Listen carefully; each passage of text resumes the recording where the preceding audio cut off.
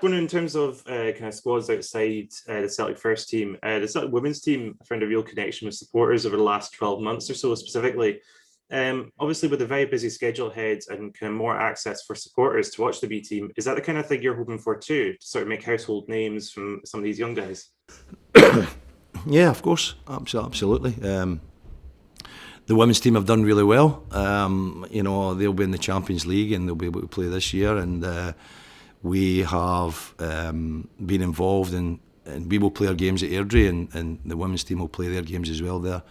So we've had to kind of dovetail a little bit in terms of fixtures, but there's not really any real clash. I think what we're trying to do is make sure nothing collides with one another. I think we want to open these games out to as many people as we can, so they can see the women's game, they can see the B squad, they'll see the first team game as well. So I think it's exciting times, and as I say, you did mention the women's team, and rightly so. They've done really well.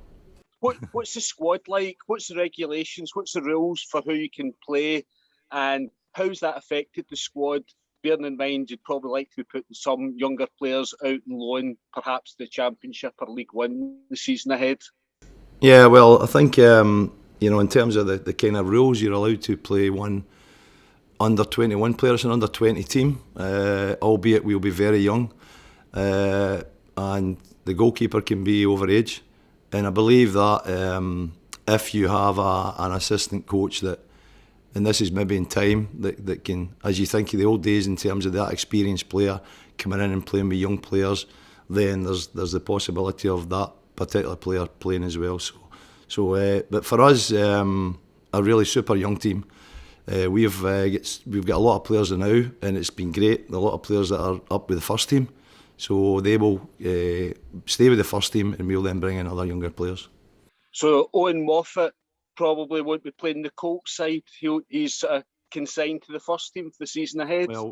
Well, we don't know who, for example, who's it going to be. I mean, Owen has done really well. That's been a real plus.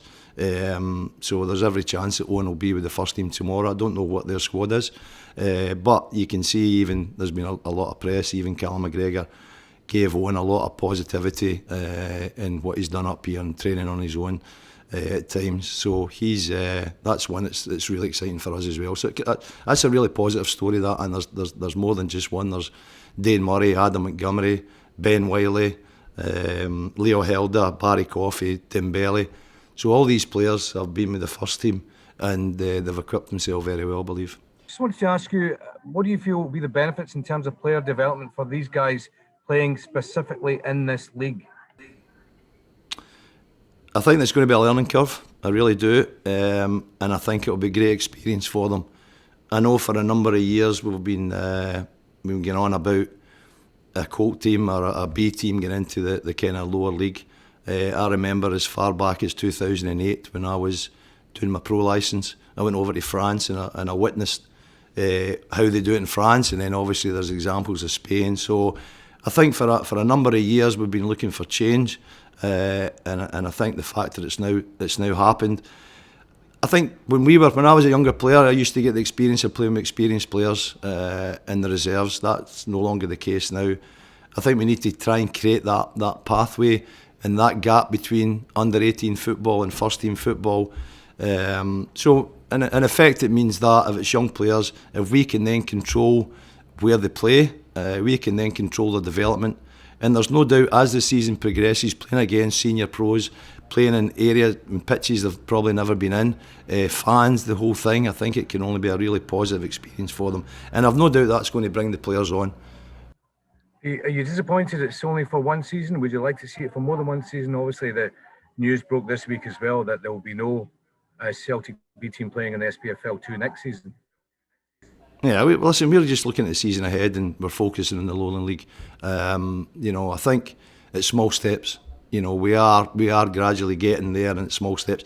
And I've no doubt that there'll be a lot of people who'll be looking in to see how it goes and how it progresses, and it can only be a benefit. It can only be a benefit. There is absolutely no doubt our young players getting the challenge. Sometimes they're a wee bit mollycoddled at times. Sometimes it's a nice environment. They're in here. They're now out there in the big world. They're now going to take a couple of knocks, there's no doubt of that. But we are trying to recreate that kind of pathway, which is probably the most difficult thing, but not just in Scotland, but in Europe, in any football terminology, between the youth and first team. And I think if we can create something that's going to be beneficial to our young players and furthermore beneficial to our first team, which is the most important thing, then brilliant. Just finally from me, Tommy, how much will you be liaising with the first team manager in terms of your style of football and his style of football? If players then make the grade up, they can slots right in.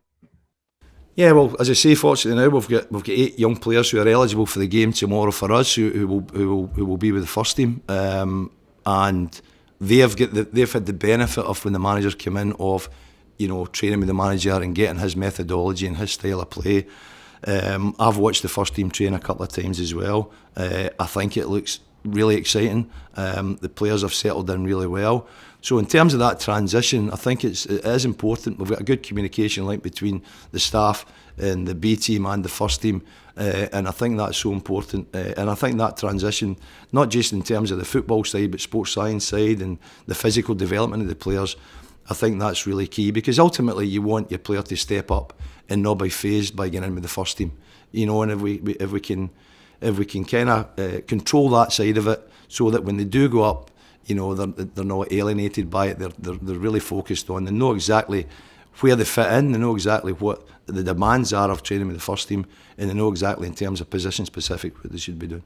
Hi Tommy, do you understand the opposition from even the teams that you're going to be playing? Bonnyrigg Rose being one of the chief ones that were implacably opposed to he's been dropped in, parachuted into this level. Do you understand their objections? Yeah, absolutely. We've had Bonnyrigg Rose watched 4 times over the course of the pre-season there.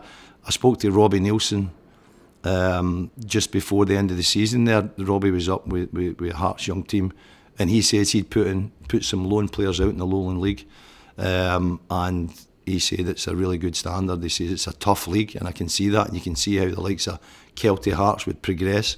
And as I say, we've had players who have been out on loan with these clubs as well. So I've had first-hand experience at going and watching teams. We know exactly what they are. They're no mugs, these teams. East Kilbride, for example, they've invested a lot of money into their squads. So we're very aware of what we're going to come up against, which is going to be really tough for our young players. Sorry, I don't know if you heard my question, Tommy. Do you understand why they don't want you there? Do you understand why Bonnyrigg Rose are so opposed to you being there? I don't know what the voting was in terms of, as I say, my only focus.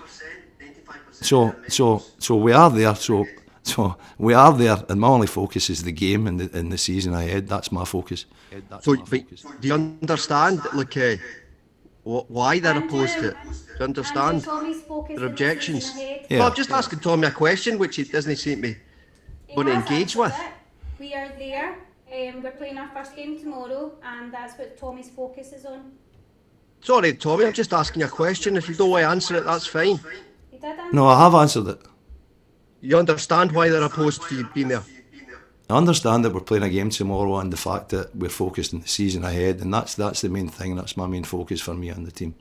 I think on the disconnect between the youth squad and the first team over the last few years, we've seen a lot of players move out to Bayern Munich and stuff like that. How are we looking to stop these players? I know once they've got the eye of Bayern Munich and stuff, it's hard to keep them at Celtic. But how do we do that as a club?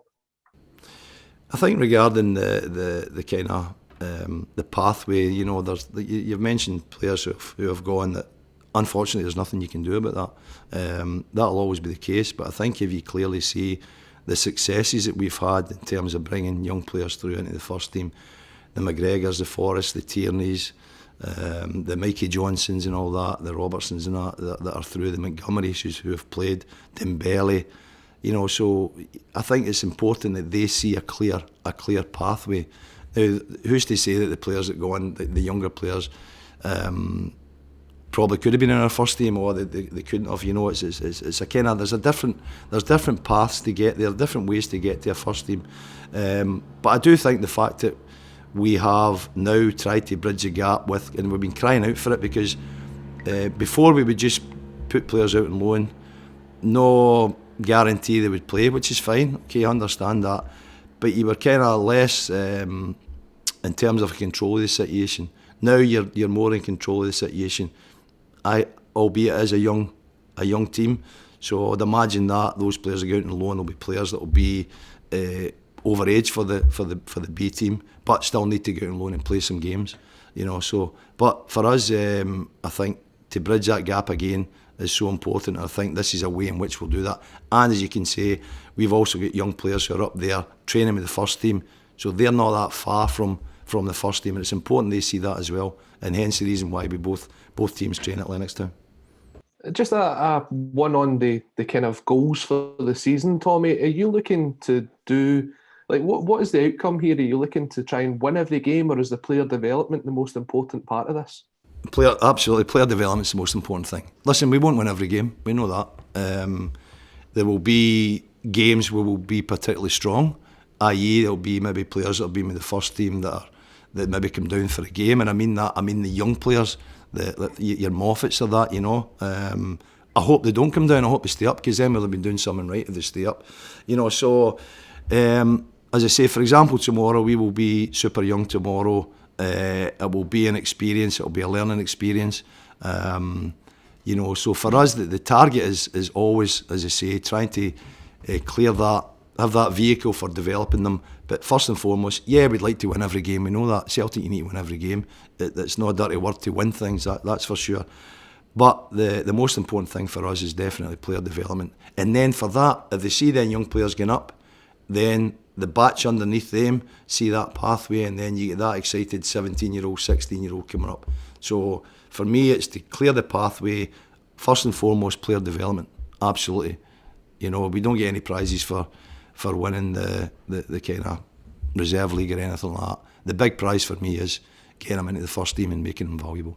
Just to follow up on that, Tommy, obviously reserve football's not been around for the last couple of seasons. Do you see this as a long-term thing for the younger teams to go being introduced to this level and see it as a better way to develop them rather than having the reserve league?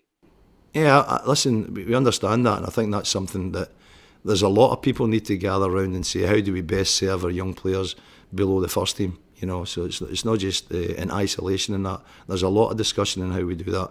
This is obviously just one of those discussions that hopefully will bear fruit in terms of the progression. So I think there's a lot of different ways of getting there, and I think it's important that we kind of stick to that. We sent out quite a lot of players on loan last season, and probably a full team were. Is that going to be reduced dramatically now? Yeah, I would think so. I think under the circumstances last year, where there was no games for anyone really apart from the first team, so you've got to get games. These kids have got to play games. Young players have got to play games. That's why you train. That's why we've got the staff that we've got to prepare them for the games. So that's why it makes it an even more exciting prospect. The fact that we've now got not just a games programme, but the number of games is incredible. So that in itself is what they want. They want to play games. We'll be playing 2 games a week for a number of weeks, and then we'll get in. We'll also play in the cup. I think we get Annan Athletic in the cup again, and then after that there'll also be the Glasgow Cup. So to have a really strong games programme is important. Something that hasn't been there in the last couple of years through a number of things. One being obviously the pandemic. But now that the focus is now on getting it back on, getting players on the pitch and giving them that opportunity to go and play and develop. Hi Tommy, Erin Boyle, more than 90 minutes. I hope you're keeping well. It's good to see you. Firstly, do you feel the Lowland League as opposed to a reserve league or loan deals have a more significant benefit in the development of the younger players? Yeah, absolutely. Yeah, I think we know reserve league, and I think we need change. We need something that's going to excite everybody, and I think even by the kind of magnitude of this, it's started to excite people, and there's been a fresh focus on it. So I think that'll definitely develop players. There's no doubt. We're going to put young players in where they're going to be a little bit uncomfortable because they're not used to that, the rigours of maybe in front of a crowd or hostile situations and stuff like that. So we're putting them in to challenge them, to challenge them against men, as you so speak. And there's no doubt that these young players at times it'll not be always easy. It'll be a bumpy ride, you know, but we understand that, and we just need to understand that it'll take time to adjust, and they will take time to adjust. You know, certainly we've played in games against opposition before, whether it's been Lowland leagues or that, you just don't get enough of it. You know, you put them in there, and then we'll go and play a Chelsea or whatever, and it's a different game altogether, you know. So I think the fact that there's a wee bit of longevity with this and these fixtures, I think it'll greatly help the young players. And the staff. I think it's good for the staff as well. Yeah, no, definitely. Will there be any players who featured in the pre-season tour in Wales be part of the squad, and will we get a chance to see any of them in action against Bonnyrigg Rose on Saturday? Well, there is, as I say, there's 8 players that have been with the first team. I don't think they'll be involved tomorrow with me. I'm hopeful they're not, in fact. And that itself leaves other space for other young players to come in. So let's wish them luck. And it's great. Sometimes you just pitch them in. Some players surprise you, some disappoint you, but you know, that's the uncertainty of it, and that's the little bit I like about it. And lastly, if you had a chance to chat to Angie pre-season, and if so, what of those discussions consisted of pre-season in terms of style or the usage of the younger players in the first team? No, I've not had that much of a debate. I've watched them at training. I had a meeting with the manager, myself, Chris McCart, Darren O'Day, who was with us as well, because Darren's now in with the B team, and Ollie Morgan, who's sports scientist. So we got a meeting with the manager. He just explained to us his style of play, his methodology. He was very open, great in terms of really excited what he spoke about, but also the fact that to see him on the pitch is probably the kind of proof. You know, you can talk, but to actually see everything unfold on the pitch was exciting for us as well. And it is important we try to mirror to see what the first team are doing, and there's no doubt that message is starting to come through. One of the things that I've been looking at is obviously you're talking about the fixture programme. It's going to be great for the young players being able to fulfil a season. Also, there's a chance if the first team do make the UEFA Champions League that the team get entered into the youth league as well. Is the squad going to be of a good enough size for yourselves to possibly complete that full programme? Would it have to be young players possibly coming up further from the academy to help out in those fixtures? Yeah, that may well be the case, yeah. I think, well, I mean, the Champions League's under 19-1, and you're right if the first team, and we hope the first team make the group stages, then we automatically get into that. So, but then when you think about it, in these number of games and all the number of games that you mentioned too, what a great kind of preparation that is for going into the kind of Champions League. It's fresh as well, so it's all systems go for me. Hi Tommy, it's Ryan from Tim's. Thanks for your time today and good luck tomorrow. Just quickly, just going back to the Lowland League, the style of football there, you mentioned there that the younger players might get some knocks, but I think a lot of teams like to get the ball down on the deck, play good football, maybe better than what people might expect. Do you think that will suit the team rather than just teams lumping long balls and hard challenges? Do you think that will suit the team ahead of the season? Yeah, I think the whole construction of it in terms of teams, and you're right, sometimes I think people don't understand how much quality is in the Lowland League, and I think you witness that, when you go and play. We're going to go and play against a team tomorrow who have got experienced players who have played Premier League games and things like that. So let's not be unkind to these teams, because these teams are going to be really well organised. I've seen it first hand. So we really need to be organised. We need to come up with a way of how we're going to cope with, one, the physicality, but also the fact that these teams can play. So we're expecting tough games, and I don't mean every game I think will be tough. Hi Tommy, have a pleasure to speak to you, mate. Very quickly, you've of course spoke a lot about the team and such there and the players that are involved, but just from a personal point of view, it's obviously a new era at Celtic with the new management, the new CEO, and of course this new setup. For you and your coaches, how big a test is this for you, and how excited is yourself to take part in this sort of journey? Yeah, listen, I've got a great staff behind me. Dan O'Day's come up from under 18s, and Dan has just slotted in. Even the excitement of Darren, and having Darren's presence is exciting. because ultimately it's not just about players, it's about staff as well and the staff development.